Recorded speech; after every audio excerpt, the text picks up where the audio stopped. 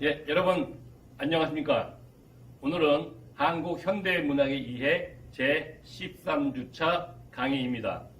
오늘은 여러분들이 잘 알고 있는 이상에 대해서 말씀드리고자 합니다.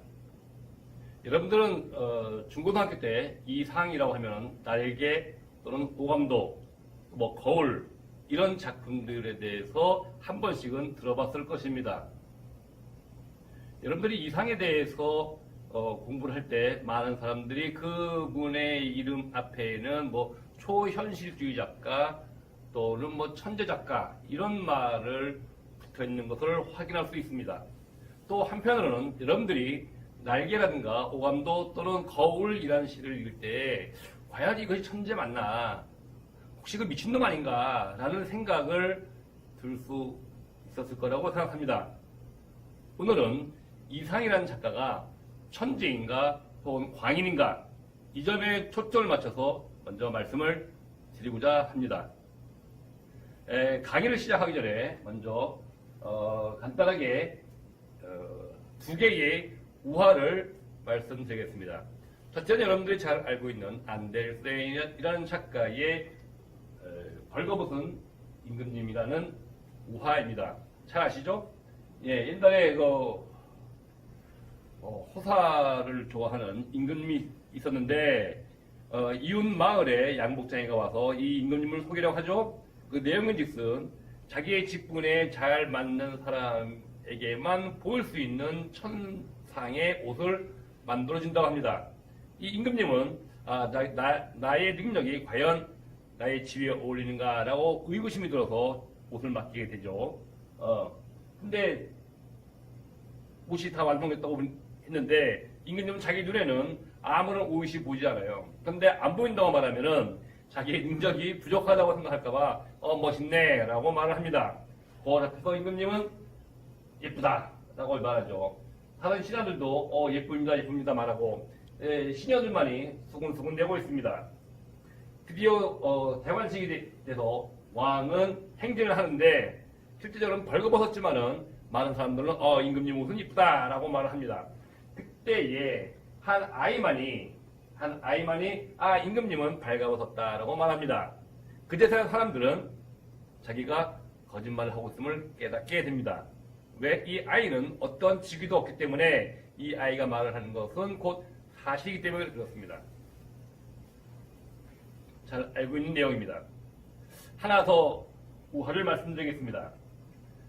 두 번째는 이솝이라는 그리스의 작가의 여호와 심포도라는 우화입니다. 목이 마른 날, 뜨거운 여름날 여호가 길을 가고 있습니다. 목이 몹시 말랐습니다. 포도를 먹었으면 하는 바람이 있었습니다. 그런데 저 위에 포도나무가 있고 열매가 주렁주렁 열렸습니다. 여우는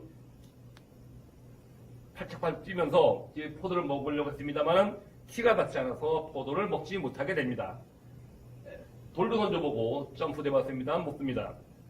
그제서야 여우는 에이 저놈의 포도는 쉬었을 거야. 못 먹을 거야. 라고 포도 먹는 것을 포기하고 자기 길을 가더라 하는 이야기입니다. 이 두 가지 우화를 통해서 우리는 이상을 접근하는 두 가지 방식에 대해서 생각을 해보겠습니다. 먼저 전제는 두 우화의 의미에 안델센 동화와 그다음에 이솝 우화가 있는데 이 안델센 동화에서의 주는 의미는 대상에 대한 자신의 판단을 위조하고 있습니다. 실은 안 보이고 벌거벗은 임금님이지만은 멋있다, 예쁘다 라고 말을 합니다. 즉 자신의 판단을 위장하고 거짓말하고 있죠. 즉 솔직한 표현의 중요성을 말하고 있습니다. 두 번째 이솝 우화의 여호와 심포도는 대상에 대한 근거 없는 판단입니다. 이것은 곧 선입견의 부당함을 말하고 있는 것이죠. 포도가 과연 쉬었는지 아니었는지는 결국 알 수가 없기 때문입니다. 자, 우리 이 두 우화를 놓고 그다음에 이상을 접근해 보기로 하겠습니다. 이상의 삶과 관련해서 이상이 어떤 사람이었는가를 먼저 살펴보겠습니다. 좀 고전에 이상에 대한 평가는 두 가지로 나눠지고 있죠. 하나는 조금 전에 말씀드린 대로 이상은 천재다 라는 내용이고, 두 번째는 이상은 광인이다, 미친놈이다 라는 평가가 있습니다. 이 두 평가는 나름대로의 근거가 있죠. 첫 번째, 이상은 천재이다 라고 말하는 주장의 근거는 문학 전문가들은 이상은 한국에 나온 최대의 천재라고 칭합니다. 또 그리고 띄어쓰기를 거부하거나 숫자를 거꾸로 쓴 시를 발표하는 등 당시 평범한 사람들로서는 도저히 생각해낼 수 없는 아주 기발한 작품을 발표했다라는 것이죠. 또 어떤 평론가들은 1920년대, 30년대에 만약에 이상이라는 작가가 없었으면 한국 문단은 얼마나 쓸쓸했겠는가 라고 평을 남기기도 했습니다. 그만큼 이상의 문학이 갖고 있는 그 함의가, 그 의미가 대단히 풍부하다는 것이죠. 이런 긍정적인 평가가 있는 반면에 또 한편으로는 이상은 과인이다 라고 말합니다. 잘 아시겠습니다만 이상은 자신의 아내를 매춘부로 묘사하는 등 날개에서 그렇죠. 정상인으로서는 할 수 없는 기이한 행적을 보이고 있습니다. 또 당시의 사람들로부터 이거 웬 미친놈의 짓거리야 라고 하는 혹평에 시달리기도 했습니다. 가장 중요한 거 세 번째, 여러분들 오감도 13인의 아이가 도로를 질주하고 라든가 날개 한 번만 더 날아보자꾸나 라든가 거울 이런 시를 읽으니까 가슴이 팍팍 와닿습니까? 그렇지 않죠. 여러분들의 이상의 작품을 읽었을 때 과연 그런 천재다라고 말할 수 있겠냐 하는 얘기입니다. 우리가 모차르트의 음악을 듣거나 베토벤의 음악을 듣거나 또 뭐 미켈란젤로 같은 명화를 볼 때 감동이다라고 말을 할 수가 있습니다. 그것이 바로 천재거든요. 천재라고 하는 것은 우리 같은 평범한 사람에게도 깊은 감동을 주는 작품을 창작한 작가여야 합니다. 근데 과연 이상의 날개나 오감도 이런 작품들이 여러분들께 진정한 감동을 주느냐 하는 얘기입니다. 솔직히 말하면 재미없다, 지루하다, 미친놈 아니냐 라는 평가를 내리는데 그 평가가 비단 여러분들 자신뿐만 아니라 이상이 활동했던 그 시기에서도 미친놈의 짓거리다 라는 욕설을 심하게 보았던 사실도 있습니다. 이렇게 볼 때에 이상에 대한 평가, 즉 이상은 천재다, 이상은 광인이다 라는 대립된 평가는 지금도 유효하고 아마 여러분들도 그렇게 생각하지 않았을까라고 저는 보고 있습니다. 자, 과연 이 문제는 어떻게 결론이 내릴까요? 지금부터 이상의 작품, 그의 삶의 비밀에 대해서 하나씩 살펴보기로 하겠습니다. 자, 이상의 삶에 대해서 본격적으로 이야기하기 전에 우리는 또 하나의 에피소드를 하나 소개할까 합니다. 바로 2004년 3월 연합뉴스에 나왔던 기사입니다. 김양한 여사 사망했다. 천재 화가 김환기의 영원한 동반자라고 합니다. 한국에 나온 세계적인 화가 김환기 화백의 부인인 김향한 여사가 사망했고, 이 여사는 1944년 김환기 화백과 결혼해서 그 화백을 세계에 알리는 데 큰 공헌을 했다고 말을 합니다. 이어서 화가 김환기가 어떤 사람인가를 살펴보시죠. 김환기 여러분 잘 아실 겁니다. 이렇게 담배를 물고 있는 아주 초췌한 얼굴을 하고 있습니다만 형이형한 눈빛에 아주 천재적인 화가임을 사진은 보이고 있습니다. 이 김환기 화백이 그림은 바로 그 피난열차 6.25 때의 한국 전쟁의 와중에 많은 사람들이 고향을 저버리고 등에 등짐과 개나리 붙짐을 지고 기차를 타고 나무로 달려가고 있는데 이것이 마치 콩나물 시루에 실려있는 콩나물처럼 또 어쩌면 성냥가위 위에 있는 성냥개비처럼 화차의 지붕에 있는 모습을 그리고 있습니다. 마치 그 피카소의 그림처럼 아주 복잡한 시대의 현실을 선과 면 그리고 붉은색과 파란색, 검은색으로 강렬한 원색으로 표현하고 있어서 피카소의 게르니카 스페인 내전 때에 양민들을 학살했던 게르니카에 비견할 만한 뛰어난 작품으로 평가받고 있는 작품입니다. 이 외에도 여기 나와 있는 것은 달과 항아리, 우리 조선의 백자의 그 달 항아리 있지 않습니까? 그것의 아름다움을 최초로 그림으로 표현한 작가이고, 또 그리고 어디서 무엇이 되어 만나리 김광섭의 시를 이렇게 점으로 표현했습니다. 이 파란색과 하얀색이 쫙 원을 그리고 있죠. 여러분들 이것이 뭘 말하는 것 같습니까? 이게 파란색은 밤하늘, 하얀 것은 별입니다. 그러니까 저 수많은 별들 중에서 너와 나는 어디서 무엇이 되어 만나리 라고 하는 시를 김환기 화백은 이렇게 단순하게 청색과 백색으로 간결하게 그려내고 있습니다. 그만큼 김환기 화가는 이중섭 화가와 더불어 한국에 자랑할 만한 화가 중에 한 분입니다. 바로 이 김환기 화백 부인이 김향한 여사인데, 김향한 여사는 실은 김환기 화백과 결혼하기 전에 바로 이상과 함께 살아있습니다. 김향한 여사의 본명은 변동님으로서 이상의 두 번째 연임에서 이상의 최후를 살펴본 유일한 인물이었습니다. 이상이 그 동경에서 죽을 때 나에게 레몬 향기를 맡게 해다오라고 유언을 남겼다는데, 바로 그 유언을 들은 사람이 바로 변동님, 즉 김향한 여사라는 것이죠. 김향한 여사는 나중에 그 기자가 김환기의 부인으로만 알려져 있는데, 김환기에 대해서 얘기하면서 마지막으로 당신은 20세기 한국에 나온 최대의 천재 2명과 같이 살았는데 이상에 대해서 말씀해다오 라고 하니까 김향한 여사는 말을 극도로 아끼다가 딱 한마디 했답니다. 이상은 가장 천재적인 황홀한 인생을 마쳤다. 그가 살다가 27년 천재가 완성되었다가 소멸되어가긴 충분한 시기였다 라고 말을 하고 있습니다. 즉 이 김환기 여사의 부인인 김향한 여사는 본명은 변동님이고, 이 변동님은 이상의 두 번째 여인이었고, 그 전에는 이 금홍이라는 여인과 만나게 되죠. 자, 그러면 김향한 여사, 변동민 씨가 이상에 살다가 27년은 천재가 완성되었다가 소멸되어가는 충분한 시간이었다고 하는데, 그러면 이상의 삶 27년은 어땠는가를 한번 살펴보겠습니다. 이상은 여기 좀 답석뿌리 사진이 있죠. 아주 싱긋싱긋 웃고 있고, 요 오른쪽에는 요 달 파이프를 물고 있는 그림이 있는데, 요 그림은 구본웅이라는 사람이 또 한국의 최초의 표현지 화가라고 하거든요. 이상과 절친입니다.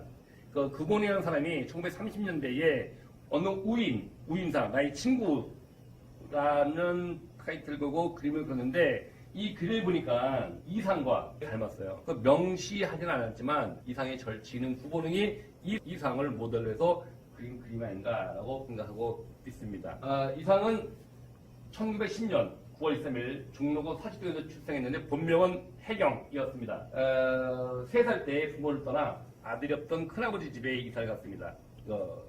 이사를 갔다기보다도 거기서 양자로 태어났습니다. 요 오른쪽에 있는 요 사진이 중로구 통인동의 이상의 집으로 추정되는 곳이 있습니다. 원래 이 집은 전에는 만화가게였다가 또 세탁소였다가 또 서해 집이었었는데, 이 집이 도시 재개발로 인해서 헐리게 되어 있었어요. 많은 사람들이 이것은 이상에 살던 집이다, 이상에 살던 집이기 때문에 이것이 도시 재개발이라는 명문하에 헐리면 안 된다라고 해서 사람들이 돈을 모아서 요 집을 샀습니다. 요 집을 밤이 되면 요 조그만 카페에서 문학 강의도 하고 커피도 팔고 뭐 좌담도 나누고 이런 장소로 바뀌었습니다. 일종의 문화 트러스트 운동, 도시 재개발이라는 이름으로 문인들의 유적지가 사라지는 것에 대해서 그걸 문화를 보존하는데, 문화적 운동이 최초로 한국에서 시도됐던 곳이 바로 이상이 살던 집입니다. 여러분들 저기 작은 문학기행의 코스 중에 하나가 바로 요 집이었죠. 여기는 아까 말한 이상의 큰아버지 집, 이상의 큰아버지 집의 지금 사진이 남아 있습니다. 여기 경천 애인이라고 하는 현판이라고 하나요? 이게 걸려 있고, 이렇게 또 수복 수옥실이라고 하는 이런 한국의 전통적인 문창살 모양으로 집이 있는데 이상의 큰아버지 집으로 추정되는 곳입니다. 요 오른쪽에 보면은 이상의 가족인데 요 가운데 분이 어머니 박세창이라는 분이고 왼쪽이 이상의 남동생 김운경. 이분은 6.25 때 납북 월북했습니다. 요 오른쪽에 있는 여인이 김옥희 씨라고 이상의 여동생입니다. 사실은 이상의 젊었을 때의 삶이라든가 작품들이 그렇게 많이 남아있지 않았는데 그 김옥희 씨가 1960년대에 나의 오빠 이상이라는 글을 쓰면서 이상의 젊은 시절의 이야기들을 어린 시절 이야기를 많이 남겼습니다. 그래서 이상의 사생활, 이상의 비밀스러운 이야기가 이 누이 동생 김옥희 씨를 통해서 많이 알려지고 있습니다. 그리고 이 사진을 보면 좀 재밌는 게 이상이 1900년에 태어나서 24살, 1924년까지는 그의 삶이 어땠는지 잘 안 드러나고 있어요. 또 큰아버지가 워낙 엄격해서 자기의 본가에 못 가게 했답니다. 그래서 이상은 6개월, 4개월에 한 번씩 큰아버지 몰래 빠져나와서 누이와 함께 만나서 이야기도 하고 그랬다고 합니다. 네. 그러다가 이제 1926년 큰아버지가 돌아가시고 난 다음에 보성고보 5학년, 고보라고 하는 것은 고등보통학교라고 해가지고 옛날에 고등학교, 보성고등학교라고 보면 되겠습니다. 거기에 5학년을 졸업하고 그해 4월 동승동에 있는 경성고등공업학교 건축과에 입학하게 됩니다. 요 경성고등공업학교는 나중에 경성제도를 바뀝니다. 저번주에 이효석을 얘기하면서 이효석이 경성제대에 입학했다고 했죠. 그죠? 나중에 서울대학교로 이름을 바꾸게 됐습니다. 또 경성고등공업학교 건축과에 입학을 했는데 왼쪽의 사진은 마치 건축 학도가 설계도를 그리고 있는 장면이고 또 오른쪽의 사진에서도 볼 수 있는 것처럼 이상은 이 석고에 대한 재생도 아주 잘 그리고 또 실력도 나름대로 발휘했던 것 같습니다. 그래서 이상이 최초로 문단에 나온 것은 날개나 이런 로감도 이런 작품들이 아니라 바로 여기처럼 1929년 3월에 조선 총독부 내무 건축과 기술로 근무하게 되는데 이때의 조선과 건축이라고 하는 잡지의 현상 모집에 수필 소설에나 회화 그림 부분으로 1등과 3등으로 당선됩니다. 그래서 소설가라기보다는 처음에는 화가로서 먼저 활동을 하게 됩니다. 요 밑에 있는 사진이 1926년 완공 당시 조선 총독부인데 일제는 조선을 강제로 합병하고 나서 조선 왕조의 길을 누린다는 명목하에 광화문 헐고 그 앞에 건물을 세웠습니다. 조선 총독부 5층짜리 건물을 지었습니다. 그러니까 일제가 조선 왕조 500년은 길을 누른다는 명목으로 이걸 세웠고 이로 인해서 경복궁은 거의다가 폐허가 되게 됐죠.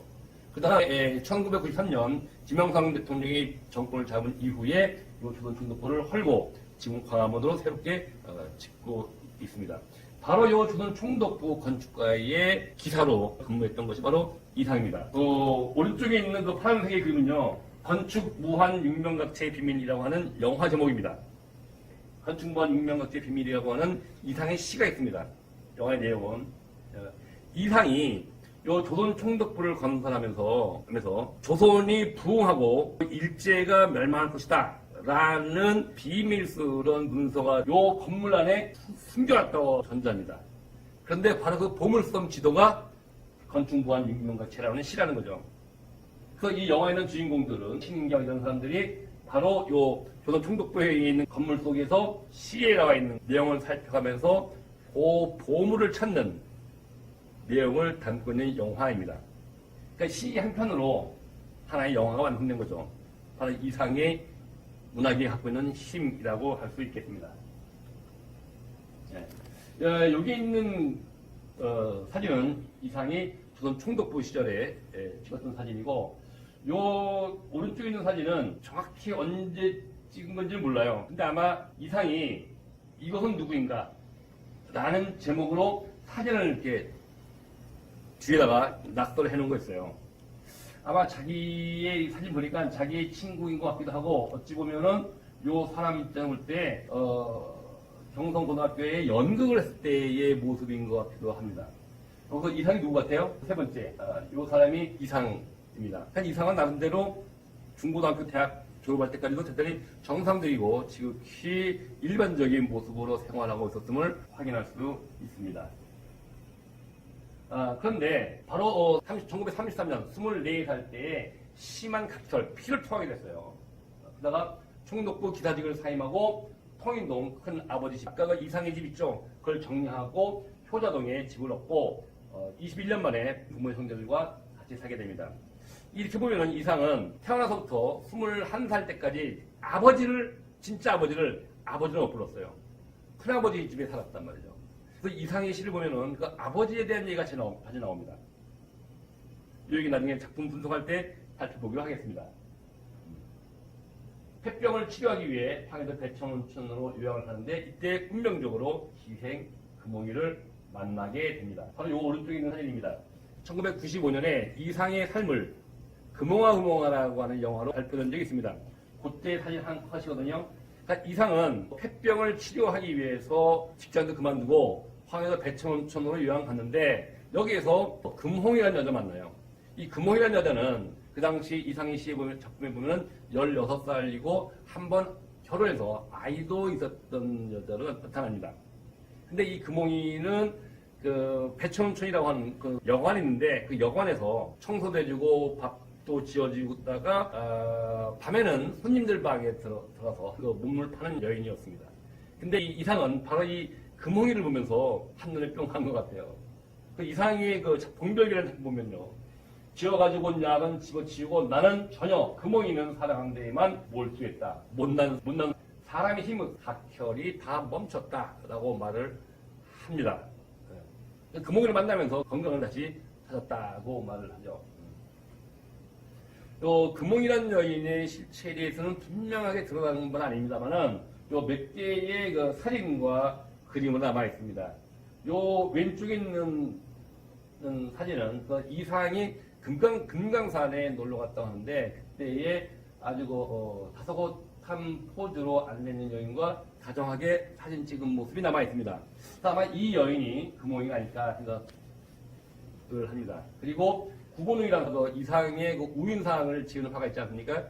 그 구본웅이 이상과 절친인데 이 구본웅이 목이 긴 여인이라는 제목으로 그림을 하나 발표했는데 이 그림과 이 사진 속의 여인이 좀 비슷하지 않나요? 그래서 이 둘 다 금홍이가 아닐까라고 추측을 하고 있습니다. 그리고 문학이라고 하는 것은 인간의 사상과 정서, 감정을 드러내는 것이기 때문에 여성과의 만남과 또 헤어짐, 이것은 그 작가의 삶에 대단히 중요한 부분입니다. 그래서 그 여인과의 만남, 여성과의 관련에 대해서 빼놓는다면은 그 작품에 대해서, 그 작가에 대해서 온전히 설명을 다 못하는 경우가 있습니다. 이상도 역시 여자의 얘기, 금홍이라든가 변동령 이런 여성과의 이야기를 빼놓고 이상의 문학을 말할 수 없다고 봅니다. 그다가 1934년 구인의 1920년대에 카프가 좌익적 성향을 문학을 발표했다면 1930년대에는 구인회라고 하는 단체에 있는 문인들이 현실보다는 인간의 삶, 또 아름다움에 대해서 많은 작품을 발표했다고 하는데 구인회에 입회하면서 본격적인 문화활동을 시작하고 34년 8월에는 신문소설 소설가 구보시 1일이라는 작품이 있습니다. 누가 지었죠? 그렇죠. 박태원. 그 작가가 소설가 구보시 1일이라는 작품을 발표하는데 그 밑에 하용이라는 이름으로 사파를 그립니다. 요것이 바로 이상이 그렸던 입니다. 그러니까 이상은 시나 소설뿐만 아니라 이 사파, 미술에도 상당한 재능이 있었던 것으로 알려집니다.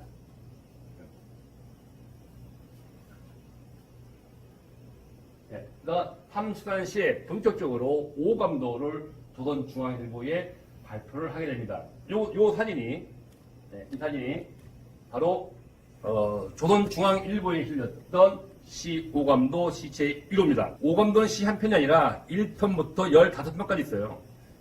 그 중에 제 1호입니다. 이상이라고 되어 있죠. 오른쪽부터 가죠. 오감도 시체 1호. 13인의 아내가 도로로 질주하고 가려고 길은 막다른 골목이 적당하고 제1의 아이가 무섭다고 그려. 제2의 아이가 무섭다고 그려. 제2의 3의 아이도 무섭다고 그려. 1, 2, 3, 4, 5, 6, 7, 8, 9, 10, 11, 12, 13. 제13일의 아이도 무섭다고 그려. 13일의 아이는 무서운 아이가 무서워하는 아이 그렇게 뿐이 보였어. 다른 반향은 없는 것이 차라리 낫어. 이런 시가 쫙 나갑니다. 언제? 1934년에. 여러분 어때요? 시리 그러니까 가슴 뭉클합니까? 네. 당시에도 이 시가 발표되자 엄청난 충격적인 일이 벌어졌습니다. 바로 여기서 이때의 금홍아라고 하는 1995년에 발표된 작품이 있는데 이때의 사정이 짤막한 동영상으로 제가 편집을 해서 모아왔습니다. 1995년 작품인데요. 이상으로는 김갑수, 금홍으로는 이지은이라는 배우가 나왔습니다. 원래는 이거는 이상의 날개가 한 번만 날아버렸구나라는 제목으로 영화를 찍으려고 했는데 제작사에서 너무 딱딱하다, 너무 무겁다라고 해서 약간의 선정적으로 영화를 제작했어요. 이 포스터입니다만 모습이 조금 야하게 나와 있죠. 여기서도 박제가 되어버린 천재연 그때 그 시절 모든 남자의 여자 제목은 금홍아입니다. 물론 여기서는 이상의 삶보다는 금홍이라는 여자에게 초점을 맞춰서 진행되고 있습니다. 원작과 많이 바뀌었습니다. 대중성을 고려한 편집이었다라고 보는데 당시 상황에서는 어쩔 수 없었겠죠.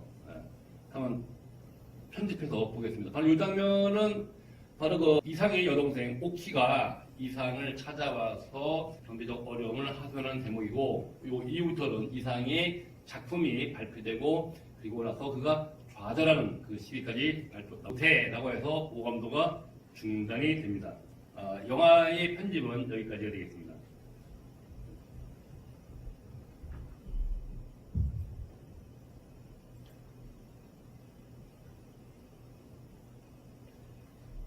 요 사진은 바로 다방 제비 이상이 배천온천에 가서 금홍을 만난 다음에 새 삶을 하겠다라고 해서 서울로 옵니다. 그래서 다방 제비를 열고 거기에 마담으로 앉히게 되거든요.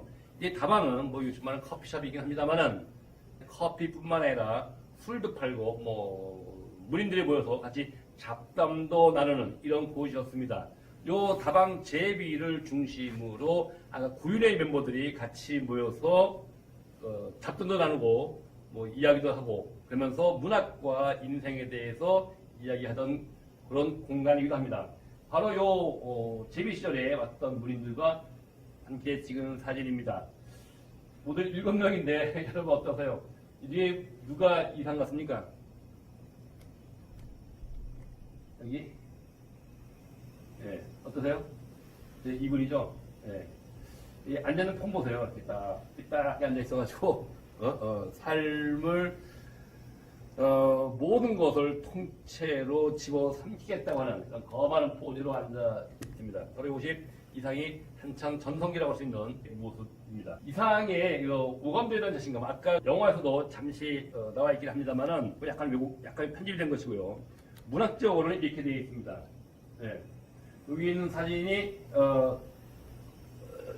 신문사 그만두고 창문사랑 조금 편집실에서 찍었던 사진인데 여기 이 사람이고 이게 뒤에 박태원 그리고 요 오른쪽에 있는 사람은 김소운이라고 하는 수필가입니다. 가난한 날의 행복이라든가 이런 수필을 지었던 사람인데 절친이었어요. 이상이 이 뒤에 박태원에게 편지를 보냅니다. 오늘 신문에 난 오감도를 읽어봤어. 참 이제야말로 점입가경이라 바야흐로 광채를 발산할 단계에 이르게 됐지. 참 이제 세상 모든 작품들이 모조리 무색해질 거야. 캬캬. 우리 요새 톡이라든가 문자에서 크크라는 거 쓰고 있지 않습니까? 아마 그게 원조가 이게 아닐까 하는데 이런 편지를 박태원에도 보내면서 이상은 자기 시를 사람들이 알아주는 것에 대해서 대단한 자부심을 느꼈던 것 같습니다. 반면에 그의 생각과는 달리 세상 사람들은 이상의 작품에 대해서 그다지 호의적이지 않았습니다.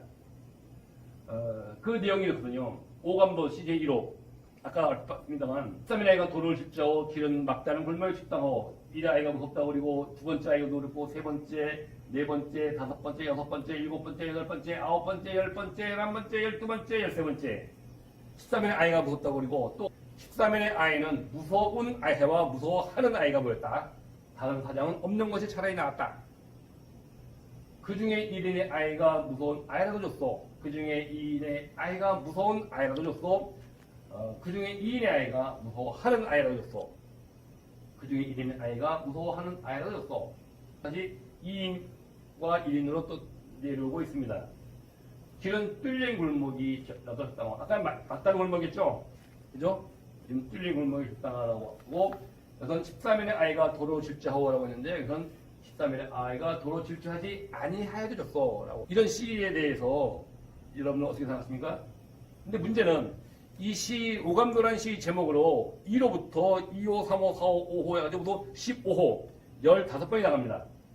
두 번째가 이 시예요. 아까 영화에서 간단히 나왔죠. 또 그리고 제가 아까 이상이 아버지에 대한 얘기 많이 썼다고 하지 않습니까? 아버지에 대한 얘기입니다. 읽어볼까요? 나의 아버지가 나에게 있어서 좋을 적에 나는 나의 아버지가 되고 또 나는 나의 아버지의 아버지가 되고 그런데도 나의 아버지는 나의 아버지인데 어쩌자고 나는 자꾸 나의 아버지의 땡땡땡 아버지가 되나 나는 왜 나의 아버지를 껑충 뛰어넘어야 하는지 나는 왜 드디어 나와 나의 아버지의 아버지와 나의 아버지의 아버지 노릇을 한꺼번에 하면서 살아가야 하는 것이냐? 이해가 됩니까? 아버지입니다. 오감도 시제이고 시제 3호 싸움하는 사람은 즉 싸움하지 아니하던 사람이고 싸움하는 사람은 싸움하지 아니하는 사람이었다 하니까 싸움하는 사람이 싸움하는 구경을 하고 싶거든 싸움하지 아니하던 사람이 싸움하는 것을 구경하든지 싸움하지 아니하던 사람이 싸움하는 구경을 하든지 싸움하지 아니하던 사람이나 싸움하지 아니하던 사람이 싸움하지 아니하던 구경을 하든지 하여튼 그만이다. 싸움 구경을 하는 얘기인가? 이게 시의 성공입니다. 이런 시가 계속 발표되는 거예요. 근데 드디어 폭발하기 시작합니다. 왜? 바로 이 시 4호 이걸 보고 폭발했습니다. 이 시. 이 원문을 그대로 나온 건데요. 시대 4호. 환자의 용태에 관한 문제 숫자 1을 숫자를 꺾어놨어요. 이렇게 숫자를.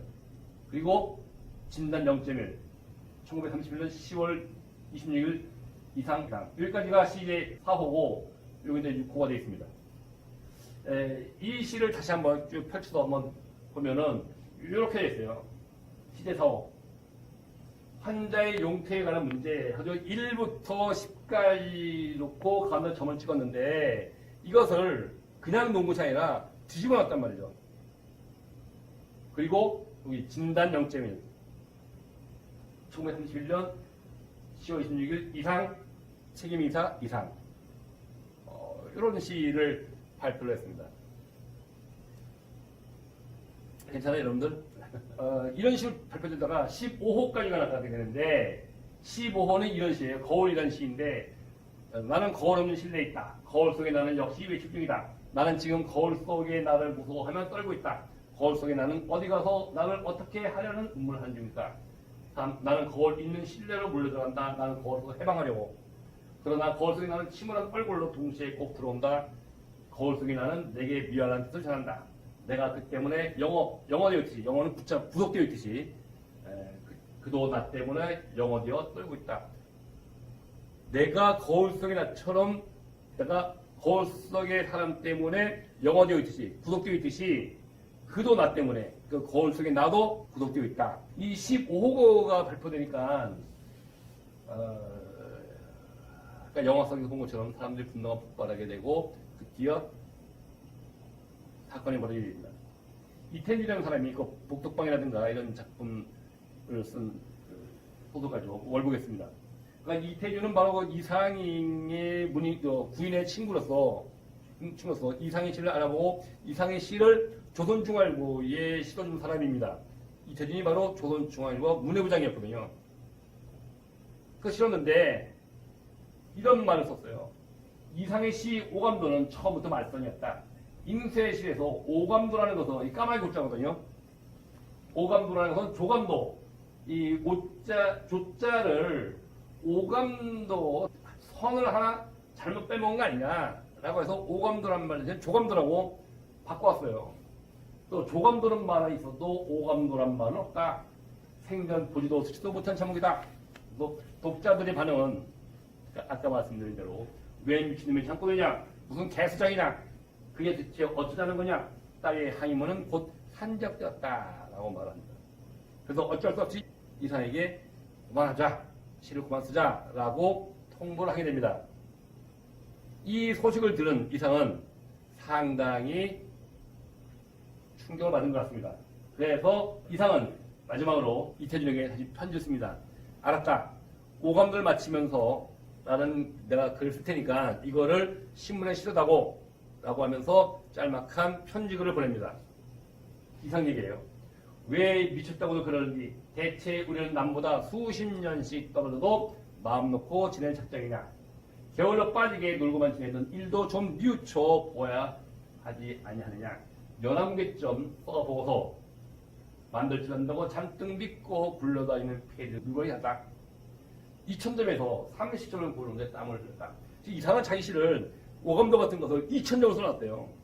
그 중에서 30편만 골라서 발표하려고 했는데 30편 다 못하고 몇 편? 15편. 15편만 발표를 하고 그것이 세상에 알려지게 됐습니다. 이상은 30편을 써놨는데 15편만 쓰고 그만두라는 거 아니겠습니까? 이상은 화가 나고 한동안 조용하게 공부를 하고 나는 정신병이나 고쳐야겠다라고 썼습니다.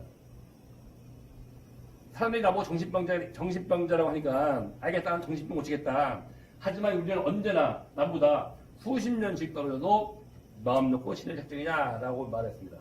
즉 자기가 시를 그만두면서 반성하는 것이 아니라 그래 나 미친놈이다 하면서도 우리는 도대체 남들보다 일본이나 서구보다 언제까지 수십 년씩 뒤떨어져 있을 것이냐라고 말하고 있잖아요. 이 글은 이태준에 의해서 조선문의 중앙일보에 실렸겠습니까? 안 실렸겠습니까? 여러분들이 편집장이라면 이 글을 실겠습니까? 안 실겠습니까? 예, 안 실었습니다. 이태준은 이 글을 안 실었습니다. 이 글은 이태준의 책상에 파묻히게 됩니다. 이 사건이 이상에게는 상당히 심리적인 충격을 준 것 같습니다. 그래서 35년 6월에 경영난으로 다방 제비를 낳고 금홍과 헤어지게 됩니다. 금홍이와의 만남은 봉별기라고 하는 이상의 작품이 있는데 그 봉별기에는 금홍이를 거의 실명으로 제시하고 있습니다. 즉 금홍이를 주인공으로 해서 쓴 소설이라고 할 수 있습니다. 그 소설에는 금홍이의 만남과 헤어짐이 쭉 나오는데 모두 7번을 만나고 헤어지고 해요. 또 봉별기, 만날 뽕, 헤어질 별, 만나고 헤어진 이야기라는 소설인데 금홍이가 말한 인사동의 카페, 수루, 육구, 무기 등을 운영했으나 모두 실패하고 1936년 27살 때 단편 날개를 발표합니다. 이 바로 날개가 바로 여러분들이 잘 알고 있는 이상의 대표작이라고 할 수 있습니다. 36년에 발표된 날개를 보면요. 이렇게 되어 있어요. 이것은 작품의 제일 처음인데 조광에 실린 날개인데 이 그림들은 다 이상이 그린 그림입니다. 요 사진은 그림이죠. 이상이 그렸는데 벌거벗은 여인의 앞으로 이 책이 쫙 펼쳐지고 있죠. 그죠? 그 위에 보세요. 요거 위에 아스피린, 아달린 이렇게 되어 있습니다.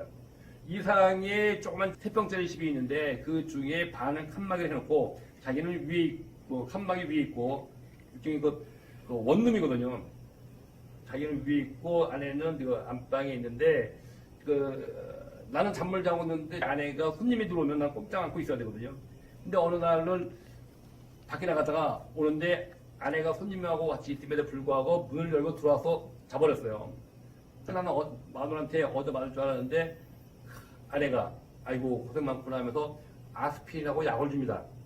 나는 그게 열이 나기 때문에 그 약을 먹고 잠을 잤는데 깨나니까 또 먹으라고 해서 그래서 계속 먹었어요. 한 달, 2달 동안 잠만 잤대요.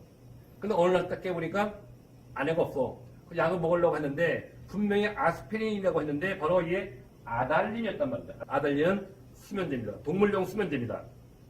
그러니까 나는 생각하죠. 왜 아내는 나에게 감기약이 나가면서 아스피린 준다 하면서 왜 아달린을 줬을까? 아내와 나는 평생 절름발이 부부인가 보다 라고 얘기를 하면서 이제 바깥에 나갔다 돌아오는데 과거 얘기가 마치 사전에 딕셔너리가 펼쳐가듯이 딕셔너리 사전이죠. 사전이 이렇게 펼쳐지듯이 나의 전 생애가 지나간다라는 대목이 나옵니다. 바로 그 대목이 있는 즉 이상이 날개의 맨 마지막 부분이 사파가 옵니다. 이상은 자기의 소설에 대해서도 사파를 그리면서도 소설의 핵심 부분을 정확하게 그렸다고 볼 수 있습니다. 이게 작품의 그 마지막 대목이네요. 맨 첫 장면은 그죠? 박제가 되어버린 천재라시오 나는 유쾌하오 이런 때 연애까지가 유쾌. 이 작품의 제일 첫 대목이고 가운데에는 이상이 거쳐오는 방입니다. 아랫방은 그래도 해가 든다. 아침결에 조그마한 해가 들었다가 오후에 손수건만 해지면서 나가버린다. 해가 영영 들가는 윗방이 즉 내 방인 것은 말할 것도 없다. 이렇게 볕 드는 방이 아내 방이요 볕 안 드는 방이 내 방이다. 방 하나에 칸막이를 놓고 북쪽에 있는 방은 내 방, 볕 잘 드는 방은 아내 방이다. 그러다가 아까 얘기한 대로 아내가 나에게 준 약이 아스피린인 줄 알았는데 아달린이었단 말이에요. 그래서 그걸 먹고 밖에 나갔다가 배회를 합니다. 배회. 여러분들 장흥문학여행에서 그 신세계백화점 가게 되고 또 서울역까지 가게 되죠. 서울역 장흥문학여행에서 바로 그 서울역과 신세계백화점이 바로 이상의 날개에서 등장하는 배경입니다. 이상은 집이 종로 다동길 11번지였는데 거기서 한국은행 쭉 걸어오다가 그날따라 경성역 즉 서울역까지 가요. 그 사람들이 막 분작이 오고 가는 걸 봅니다. 그러다가 다시 돌아오는데 신세계백화점 거기에 미쓰코시 백화점으로 나왔습니다. 미쓰코시 백화점이 일본에 있는 그 백화점인데 한국에도 조선에도 그 분점이 세웠죠. 바로 분점이 바로 지금의 신세계백화점입니다. 그 미쓰코시 백화점 옥상에 올라가요. 거기에서 커다란 바라보니까 커다란 금붕어들이 입을 뻐끔뻐끔 하고 있었단 말이에요. 그걸 보고 아래를 내다보는데 바닷가 사람들은 마치 금붕어가 모이를 먹듯이 꿈뻑꿈뻑 하고 그때 어지럼증을 느낍니다. 그러면서 하는 얘기가 바로 이거예요. 길거리 걸어가면서 나는 불현듯 겨드랑이가 않다. 아하 그것은 내 인공의 날개가 돋았던 자국이다. 오늘은 없는 이 날개. 왜 없죠? 박제가 되었으니까. 제일 처음에 박제가 되었잖아요. 그죠 오늘 없는 이 날개. 이 머릿속에서는 희망과 야심이 말했던 페이지가 딕셔너리 넘어가듯 딕셔너리 사전에 쫙 넘어가는 것처럼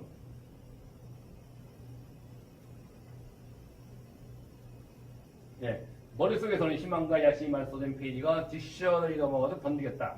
나는 걷던 걸을 멈추고 그리고 일어나 한번 이렇게 외쳐보고 싶었다. 날개야 다시 돋아라. 날자 날자 한 번만 더 날아보자꾸나. 한 번만 더 날아보자꾸나 라고 외치게 됩니다.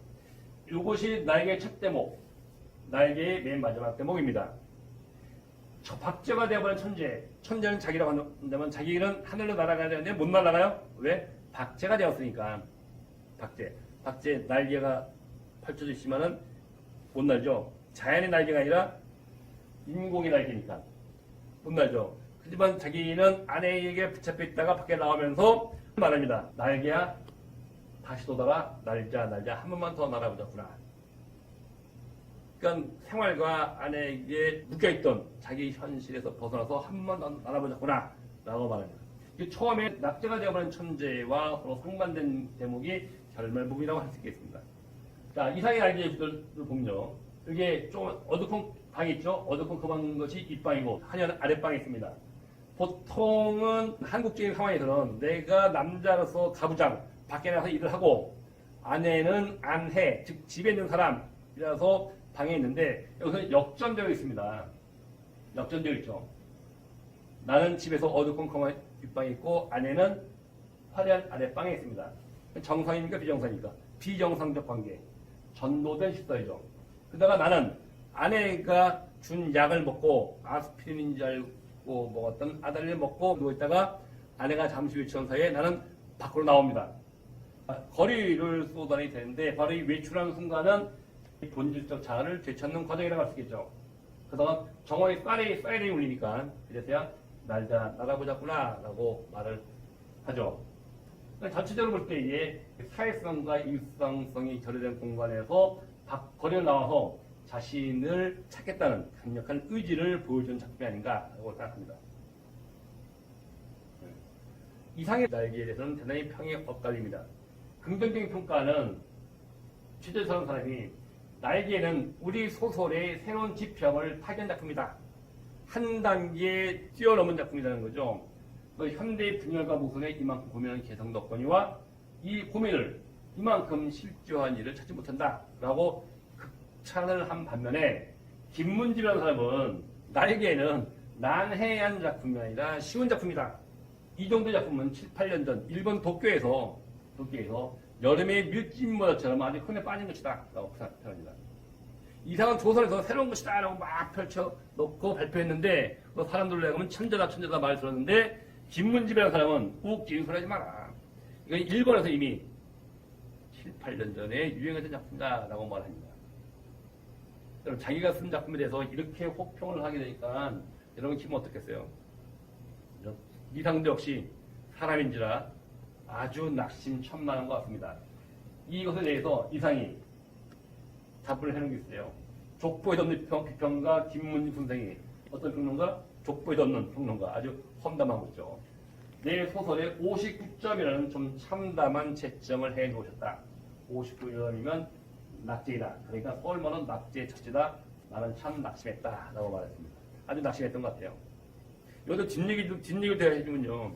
요 최재서가 그 당시에 인문평론이라고 하는 잡지를 주관했는데 바로 이 잡지는 1930년대부터 40년대까지 문인들의 작품을 발표할 수 있는 거의 유일무이한 작품이었습니다.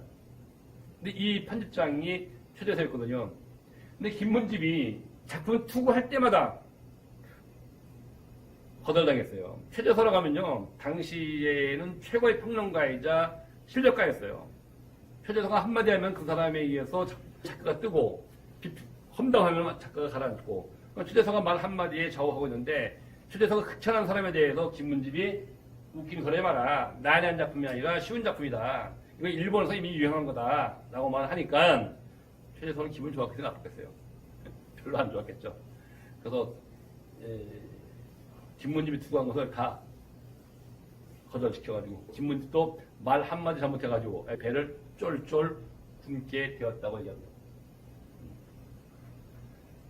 요 즈음에 바로 친구의 소개로 변동님과 결혼하게 되는데 변동님 아까 누구였죠? 그렇죠. 나중에 김향한, 변동님은 필명입니다. 김향한 여사와 결혼을 하게 되죠. 김향한 여사하고 한 6개월 정도 같이 동거를 알려졌는데 게다가 새로운 문명을 찾기 위해서 일본 도쿄로 떠납니다. 하지만 실망해졌습니다. 그 이유는 내가 생각했던 마루노우지 빌딩은 이것보다 3배는 더 컸어야 된다 라고 말해요. 재밌는 게요. 요것은 여러분들 알고 있는 경성역, 지금 서울역이거든요. 이 역은 1927년에 완공이 됐는데 요 오른쪽에 있는 것은 동경역이에요. 도쿄역. 이 지붕이 하나, 둘, 세 개가 있거든요. 이건 하나가 있습니다.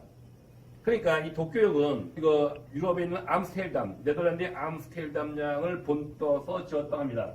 요 지었고 난 다음에 경성역을 졌는데 일제는 이 경성역을 도쿄의 3분의 1만큼 지었어요. 3분의 1. 그만큼 이제 좀 우습게 본 거죠.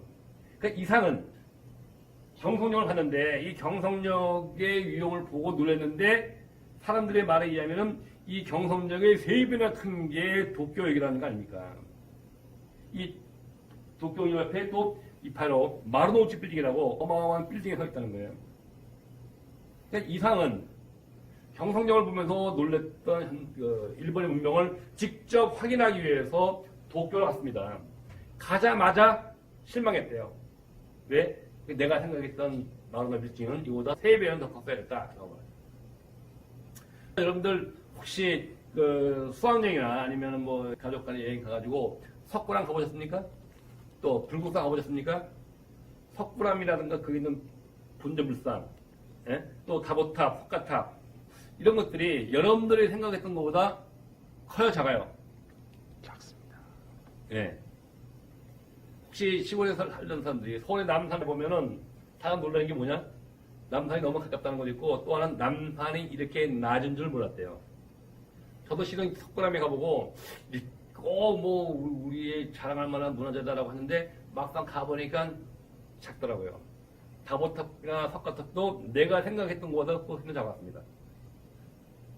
이상도 역시 도쿄에 갔지만 도쿄에서 느꼈던 일본 문화의 위용이 자기 생각했던 것보다 그게 크지 않은 것에 대해서 상당히 놀라고 내가 생각했던 마루노지 빌딩이 이보다 3배는 컸어야 했다라고 말하고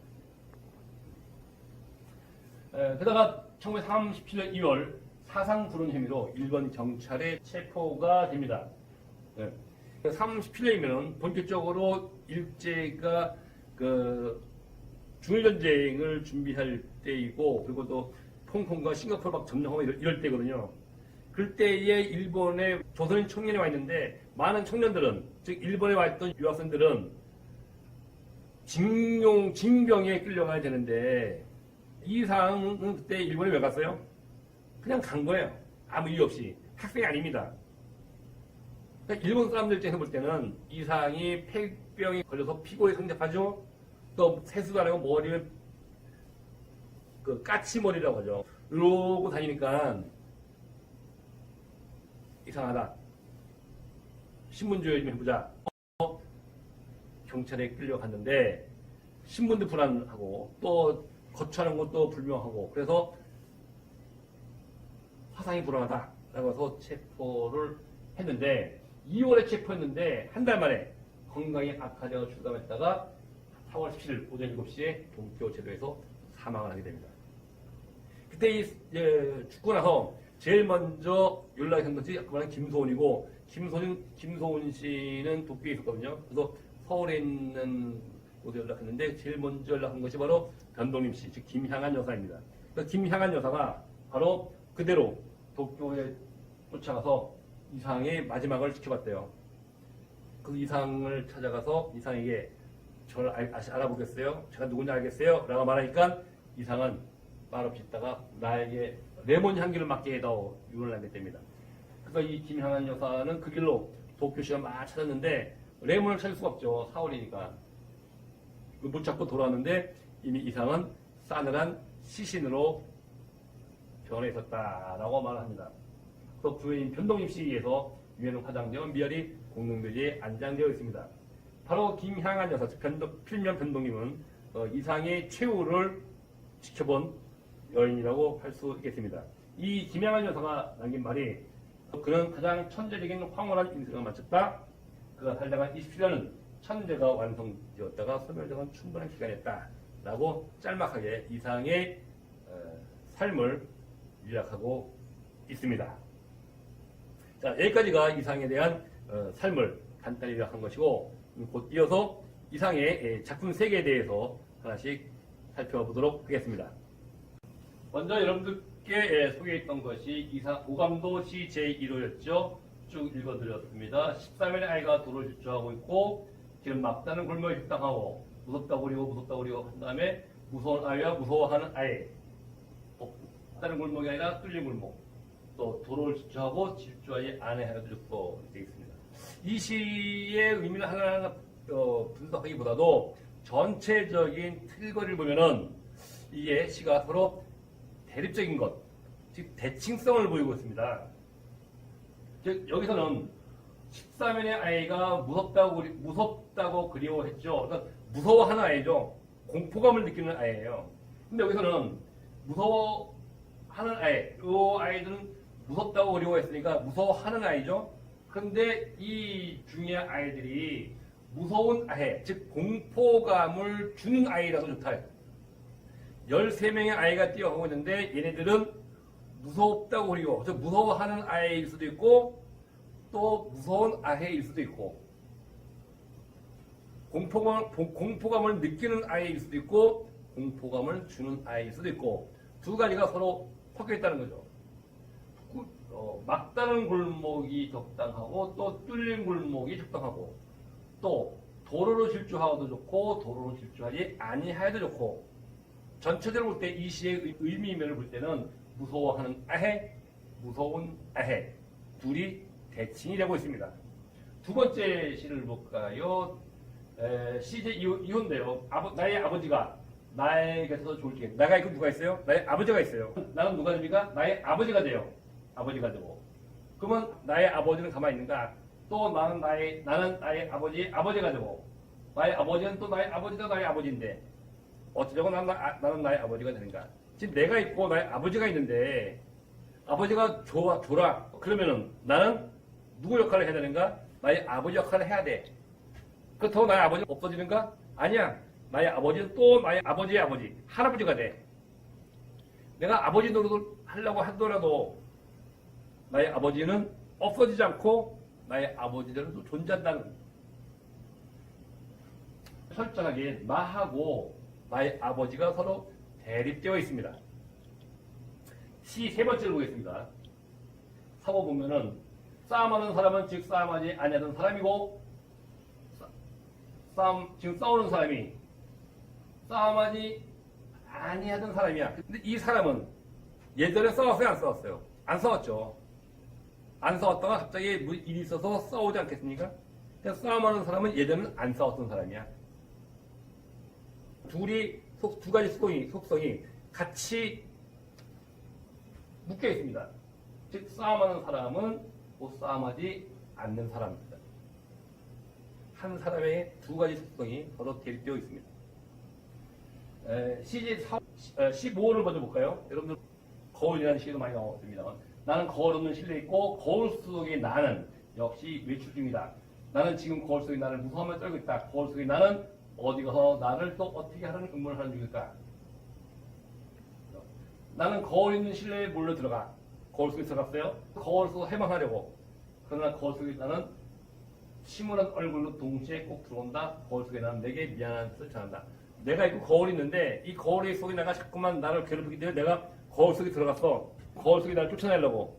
근데 거울 속에 나는 도망가지 않고 나를 물끄러미 침울한 얼굴로 쳐다보고 있다. 결국 이것도 역시 거울 밖에 나가고 거울 속에 나가 대립되고 있습니다. 여러분들 아침에 학교 나올 때 일어나서 세수하면서 거울 보죠. 거울 보는데 거울 속에 나를 보니까 거울에 내가 이거 뭐가 묻었어. 그러면 거울을 닦습니까? 여기 닦습니까? 내 얼굴 닦죠. 왜?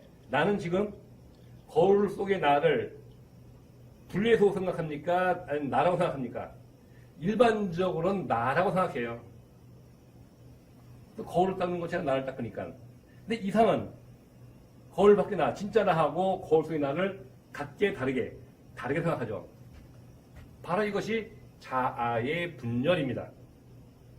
다른 사람들은 얼굴에 묻으면 거울을 닦지 않고 내 얼굴을 닦습니다. 나하고 거울 속의 나를 일치시켜 보니까 자아가 합일되어 있는 상태입니다. 근데 이상한 거울을 통해서 거울 속의 나를 찾으려고 해요.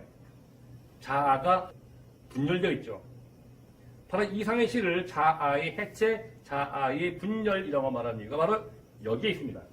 거울 밖의 나하고 거울 속의 나를 분열시켜서 생각하기 때문입니다.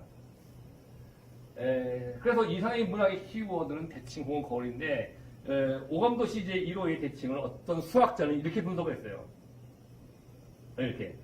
이게 오감도 시 1호거든요. 도로 질주하는 아이가 있고 질주하지 아니하는 아이가 있고 막다른 골목이 있고 뚫려 골목이 있고 13명의 아이가 있는데 13명의 아이는 A군과 B군. A군은 무서운 아이, 공포감을 주는 아이들. B의 아이들은 무서워하는 아이, 공포감을 느끼는 아이.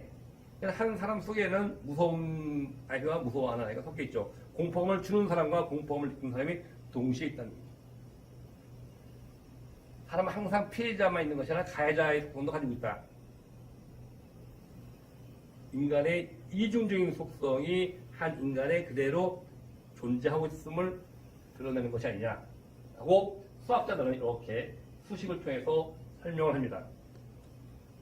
또 이 오감도 시제 4호 숫자를 거꾸로 놓은 거 있죠. 이렇게 대칭성으로 보고 있기도 합니다. 자, 이건 제가 나중에 다시 한번 설명드리겠습니다. 또 어떤 미대 교수는요, 영화 매트릭스 혹시 아십니까? 매트릭스 1, 2, 3가 있죠. 이 매트릭스 맨 첫 장면에 숫자가 막 거꾸로 내려오는 게 있거든요. 혹시 이 시에서 본 게 아니냐라고 이야기도 하고 있습니다. 이 사람 주장은 오감도 시제 사호에 숫자가 쫙 나열되어 있는 것은 그 매트릭스의 도입 장면에서 나온 것과 같다. 보던 게 아니냐라고 이야기를 하고 있습니다. 여기서 이상문학의 이해를 한번 살펴보면은 지금 이상문학은 기본적으로 하나의 속성에 두 가지 대립되는 것이 같이 있다고 보고 있죠. 즉 정상과 비정상이 같이 있단 말이죠. 즉 이 정상은 조선시대인데 지금은 일제에 의해서 강제로 나라가 빼앗겼죠. 그죠? 식민지 시대란 말이죠.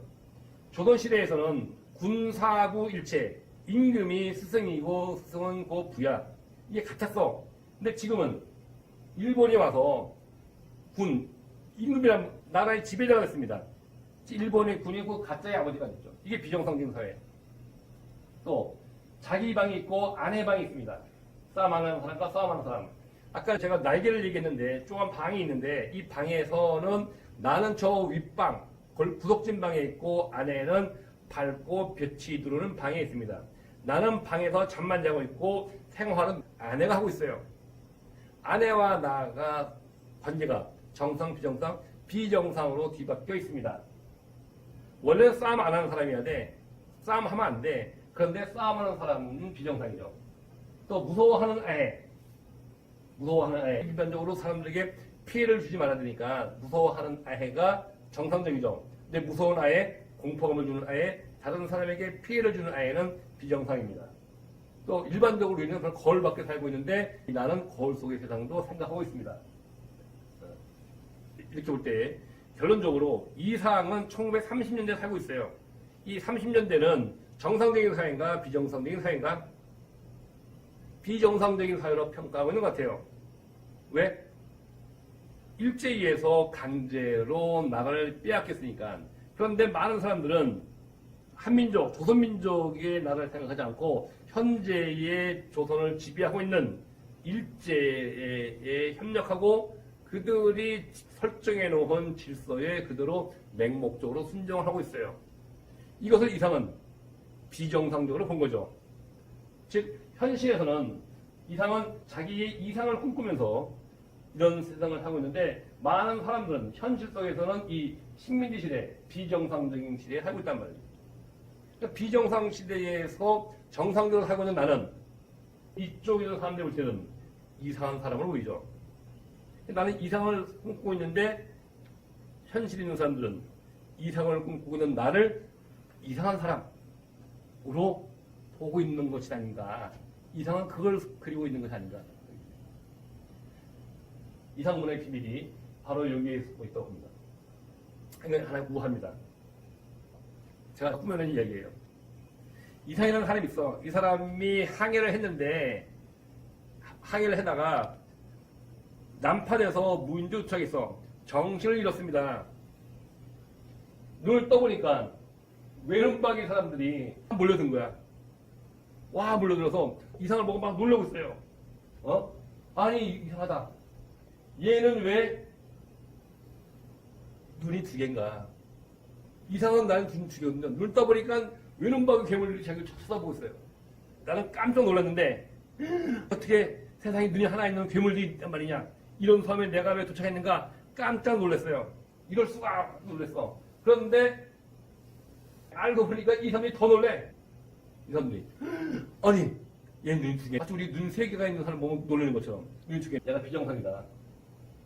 근데 내가 생각할 때는 내가 정상이죠. 내가 정상이고 다른 사람들이 비정상인데 저 괴물들은 자기 보고 비정상이라고 하는 거죠. 너 눈을 하나 빼주자. 라고 얘기하는 것. 이런 상황이 아니겠는가. 라고 저는 우화적으로 생각합니다. 그래서 이 오감도시 시대의 사호의 비밀도 여기도 숨어 있잖아. 이상은 이 시에서 시제 사호의 환자의 용태에 관한 문제라고서 이상은 이 사람을 이렇게 진단했어요. 숫자를 거꾸로 놓은 걸로. 그 이상 스스로가 책임이 져가지고 자신의 환자의 용태를 이렇게 진단했어요. 이게 바로 오감도 시제 사호의 메시지이거든요.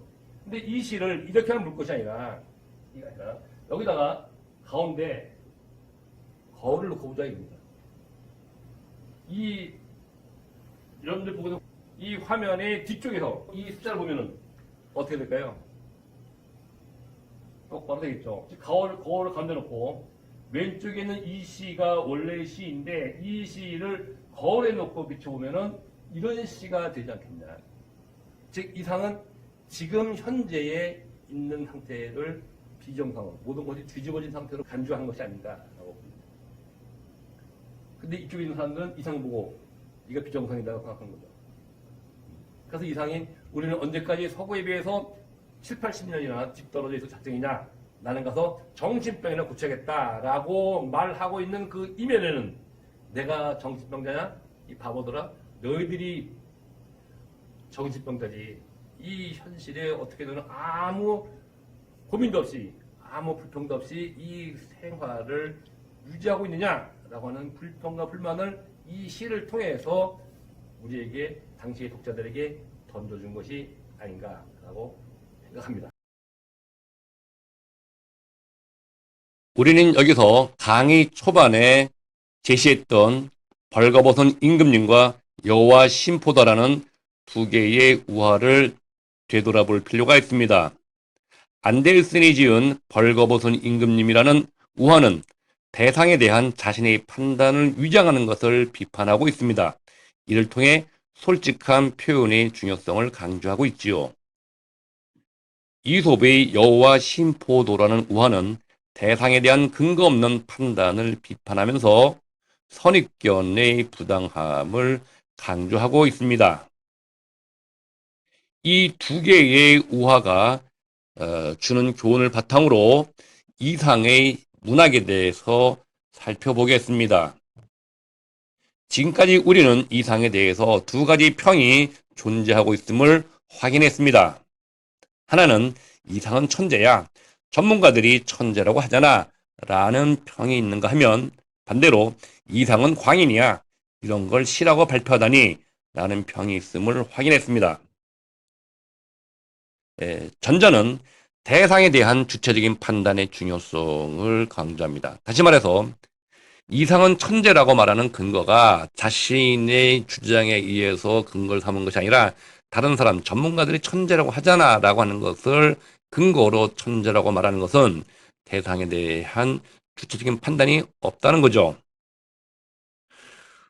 두 번째, 이상은 광인이야 라고 하는 평은 이상의 작품의 진정한 면모를 확인하지 않고 그저 겉으로 드러난 것만 판단해서 대상에 대해서 섣부르게 판단하는 것의 위험성을 갖고 있습니다.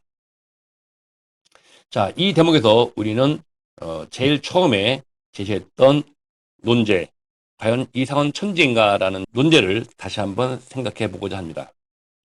자, 이상은 천재인가? 사실 여기서 정확한 답은 없습니다. 다만 중요한 것은 여러분이 이상에 대해서 얼마나 알고 있는가, 이상에 대해서 알고 싶어하는 마음과 그것을 확인하는 결과를 통해서 이상은 천재인가 아닌가를 판단해야 될 것입니다. 예, 오랜 시간 동안 경청해 주셔서 감사합니다.